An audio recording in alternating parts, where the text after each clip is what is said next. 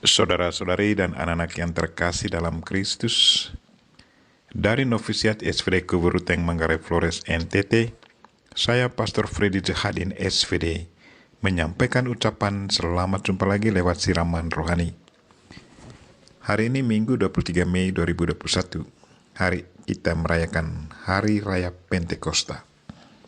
Injil hari ini diambil dari Yohanes bab 15 ayat 26 sampai 27, bab 16 ayat 12 sampai 15. Kita diingatkan supaya memberi kebebasan kepada Roh Kudus untuk bekerja dalam diri kita.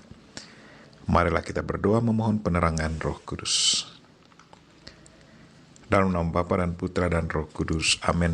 Tuhan dan Allah kami, puji dan syukur kami haturkan kepadamu atas segala cinta dan kebaikan-Mu. Hari ini, lebih dari 2000 tahun yang lalu, Engkau mengutus Roh Kudus-Mu ke atas para rasul dan murid-Mu. Berkat Roh Kudus, para rasul berani keluar dari rumah mewartakan kabar gembira. Tuhan, semoga pesta hari ini turut membaharui iman, kepercayaan, dan semangat kami dalam mewartakan Injil-Mu di mana dan kemana saja kami pergi. Tuhan, utuslah Roh Kudus-Mu, terangilah pikiran dan hati kami, agar sabda-Mu yang akan kami dengar dapat kami pahami dengan baik, dan isi pesan-Mu dapat kami hayati dan amalkan dalam hidup harian kami. Doa ini kami sampaikan dengan perantaran Kristus Tuhan kami. Amin. Tuhan serta-Mu dan serta-Mu juga. Inilah Injil Yesus Kristus menurut Yohanes, bab 15 ayat 26 sampai 27, dan bab 16 ayat 12 sampai 15. Dimuliakanlah Tuhan.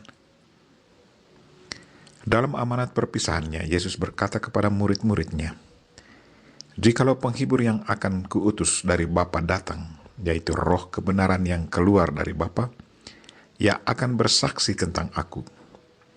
Tetapi kamu juga harus bersaksi, karena kamu dari semula bersama-sama dengan aku.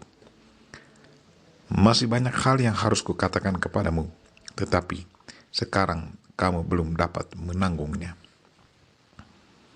Tetapi apabila roh kebenaran datang, ia akan memimpin kamu ke dalam seluruh kebenaran. Sebab ia tidak akan berkata-kata dari dirinya sendiri, tetapi segala sesuatu yang didengarnya, itulah yang akan dikatakannya. Dan ia akan memberitakan kepadamu hal-hal yang akan datang. Ia memuliakan aku, sebab ia akan memberitakan kepadamu apa yang dia terima daripadaku. Segala sesuatu yang Bapa punya adalah kepunyaanku. Sebab itu aku berkata, ia akan memberitakan kepadamu apa yang dia terima daripadaku." Demikianlah Injil Tuhan. Terpujilah Kristus. Saudara-saudari dan anak-anak yang terkasih dalam Kristus, tema renungan kita hari ini ialah berilah kebebasan kepada Roh Kudus untuk bekerja dalam diri kita. Selama 30 tahun Yesus hidup bersama keluarga di Nazaret. Sesudah dipermandikan oleh Yohanes Pembaptis, ia dipenuhi Roh Kudus. Dengan bimbingan Roh Kudus, ia memulai pewartaannya selama 3 tahun sampai wafat di kayu salib. Lewat bacaan pertama hari ini, yang diambil dari Kisah Para Rasul bab 2 ayat 1 sampai 11, kita mendengar bahwa ketika tiba hari Pentakosta, para rasul dan murid Yesus berkumpul di satu tempat. Tiba-tiba turunlah dari langit suatu bunyi seperti tiupan angin keras yang memenuhi seluruh rumah di mana mereka duduk. Tampaklah kepada mereka lidah-lidah seperti nyala api yang bertebaran dan hinggap pada mereka masing-masing. Maka penuhlah mereka dengan Roh Kudus. Lalu mereka mulai berkata-kata dalam bahasa-bahasa lain. Sesudah dipermandikan oleh Roh Kudus, mereka alami kekuatan dan dengan berani keluar mewartakan kabar gembira. Seperti Yesus yang dijamah oleh Roh Kudus sebelum memulai karya misinya, demikian pun para rasul dan murid Yesus. Sesudah dipermandikan oleh Roh Kudus, mereka memulai menjalankan tugas yang diperintahkan oleh Yesus Kristus. Saudara-saudari dan anak-anak yang terkasih dalam Kristus, hadiah Pentakosta adalah Roh Kudus. Roh Kudus diberikan kepada semua orang yang percaya dan dipermandikan dalam nama Allah Tritunggal. Roh Kudus itulah yang memampukan semua orang yang percaya kepada Yesus Kristus untuk mengikuti cara hidup baru. Satu hidup penuh cinta kasih, damai, sukacita, dan kebenaran.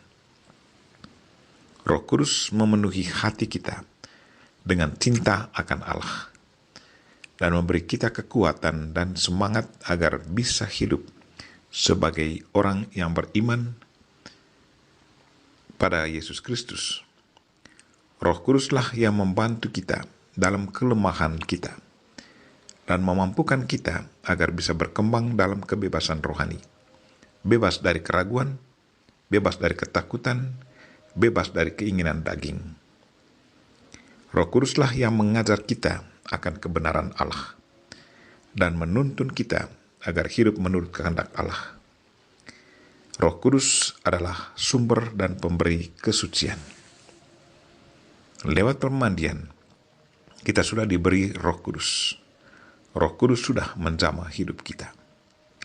Pertanyaan untuk kita, apakah kita selalu merasakan bahwa Roh Kudus selalu memberi kita kekuatan?